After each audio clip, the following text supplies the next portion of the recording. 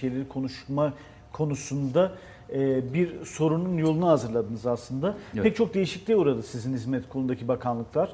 Evet. Nasıl oturdu bu sistem, düzen? Yani yeni Cumhurbaşkanlığı sistemiyle de bazı yapılarda farklılıklar oluşturdu. Yine sizi ilgilendiren Evet. oturdu mu? Şimdi tabii şöyle düşünmek lazım. Aslında işin bu değişikliğin temel maksadı sistemsel değişiklikti. Yani şöyle denilmişti. Türkiye'de hepimizin bildiği, aklında ifade olarak kaldığı bir ibareler vardı. Eski Türkiye, şimdi yeni Türkiye deniyor ya. Aslında eski Türkiye'deki ibarelenmenin temeli aslında şuydu. Başarısızlıkla atfedilen bir eski Türkiye lafzı vardı bizde.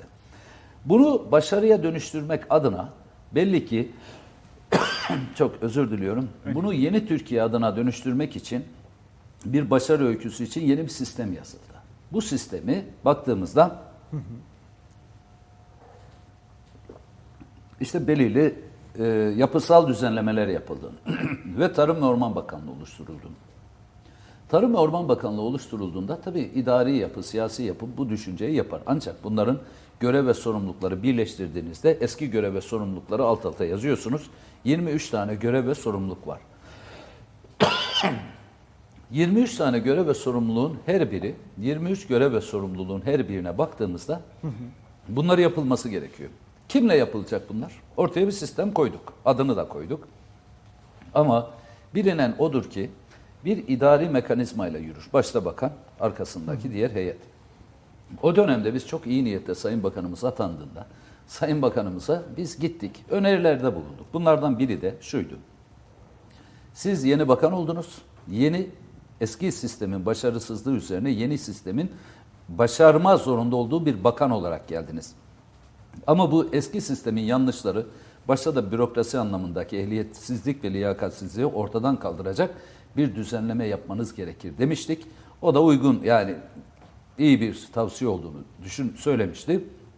Ancak geldiğimiz noktada gördük ki yeni sistemi yine eski sistemin bize göre başarısız, bize göre yetersiz, bize göre liyakatsiz epey yöneticisi hala iş başında. Nasıl yeni sistemde başarılı olacaksınız? Eski sistemde başarısız öykülerinden gelen.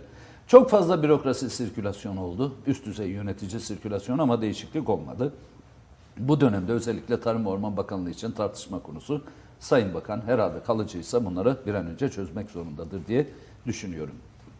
Bunun dışında tabii hizmet kolumuzda akşamdan sabaha değişen belirli kararlar var. Mesela tarımsal destekler. Bir bakıyorsunuz nereden öğrenildiği belli olmayan, hangi gerekçeye dayalı olduğu bilinmeyen Sayın Bakan bir şey açıklıyor. Bir bakıyorsunuz muhatap kitlesi çiftçiler, bir kısmı oldukça feveran gösteriyor. Hele bu geçtiğimiz günlerde Tarım Bakanlığı'nı yeniden yapılandırıyoruz diye bir şirket yapısına dönüştürmeye çalıştılar. Allah razı olsun Sayın Cumhurbaşkanımız öğrendiğinde müdahil oldu. Şu anda bir tarım şurası yapıyoruz. Yani demek istediğim şu, günü kurtarır el yordamıyla belirli işler yapma gayretinde olan Sayın Bakan bir an önce bu aciliyetinden, daha doğrusu bu ani karar alışlarından bir vazgeçerek bu işi doğrudan masaya yatırmak için bir niyete bürünmeli ve bu niyetin ilkini de inşallah görüyoruz. Ayın 18 Temmuz'da ilk toplantısını yapacağız. Tarım Şurası ile ilgili ciddi bir çalışmaya gireceğiz. Orada tabii tüm taraflar tarımı, ormancılığı yeniden ayağa nasıl kaldıracağımızı kendi üslubumuzla ifade edeceğiz. Herhalde biz de olacağız. Ve bunun üzerine de ortaya çıkmış bu ortak en azından fikri, şura kararlarını hiçbir siyasi mülahazaya bundan sonra kurban etmeden, bundan sonra inşallah bunun üzerinde bir istim üzerinde devam ederiz diye umut ediyorum. İlk atraksiyonunu, en azından ilk bu konunun başlangıç noktasını Sayın Bakan'dan bekliyoruz.